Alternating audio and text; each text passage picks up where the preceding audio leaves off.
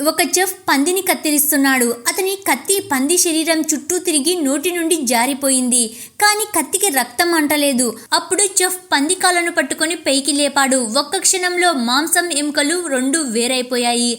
అందరూ అతను అలా చేసేసరికి అందరూ అభినందించి చప్పట్లు కొట్టారు. తర్వాత పంది మాంసం సూప్ సర్వ్ చేశాడు. కానీ భోజనం తర్వాత అందరికీ కడుపు నొప్పి వచ్చింది.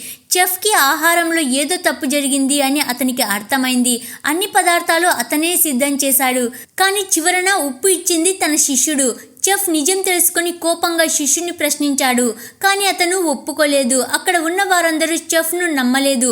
అతను ఏ సమాధానం చెప్పలేదు. దానితో అక్కడ ఉన్న బాస్ అతన్ని తరిమివేశాడు. జీవనం కోసం చెఫ్ ఒక రెస్టారెంట్లో ఉద్యోగం కోసం వెళ్ళాడు. అతని పోటీదారుడు మరొక వ్యక్తి అక్కడ ఉన్నాడు. ఆ వ్యక్తి పవర్ ఫిష్ ను పట్టుకొని ఖచ్చితమైన కత్తి నైపుణ్యంతో దాన్ని కట్ చేస్తున్నాడు. చెఫ్ సిబ్రిమ్ చేపను ఎంచుకుని దాన్ని వీపును కోసి సన్నని ముక్కలుగా చేశాడు. అద్భుతమైన ఎముకలు మాత్రమే ఉన్నా ఆ చేప ఇంకా ఈదుతూ ఉంది. చెఫ్ అలా చేసేసరికి బాస్ కు నచ్చింది. పోటీదారుడు ఆశ్చర్యపోయాడు.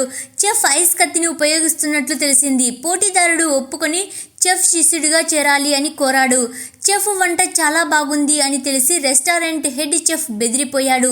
అతను చెఫ్తో వంట పోటీ పెట్టాడు. ఓడిపోయిన వాడు రెస్టారెంట్ నుండి వదిలిపోవాలి. ఈసారి డిష్ రోస్ట్ డక్. చెఫ్ తన పోటీదారుని సహాయకుడిగా తీసుకున్నాడు. ఇద్దరు డిష్లు సిద్ధం చేశారు. ఒక అమ్మాయి హెడ్ చెఫ్ రోస్ట్ డక్ ను రుచి చూసింది. రుచిగా ఉంది అని చెప్పింది. తర్వాత చెఫ్ డిష్ ని చూసి అది చల్లగా ఉంది అని భావించింది. కానీ తాకగానే కాలింది. చెఫ్ రోస్ట్ డక్ ఆవిరిని విడుదల చేసింది. అద్భుతమైన వాసన వచ్చింది. అమ్మాయి డక్ మాంసం రుచి చూసి దాని రుచికి ఆశ్చర్యపోయింది. హెడ్ చెఫ్ కూడా చెఫ్ డిష్ ను రుచి చూసి ఓటమిని అంగీకరించాడు. చెఫ్ ఇలా ఎలా వండగలిగారు అని ఆసక్తి చూపాడు. చెఫ్ కత్తులను ఉపయోగించలేదు. ఎందుకంటే కత్తి మాంసం ఫైబర్ ను దెబ్బతీస్తుంది. అందుకే శిశువుని డక్ ఎముకలను చేతితో విరగొట్టమన్నాడు. హెడ్ చెఫ్ రెస్టారెంట్ ను వదిలేసి వెళ్ళాడు. అలా చెఫ్ కొత్త హెడ్ చెఫ్ అయ్యాడు.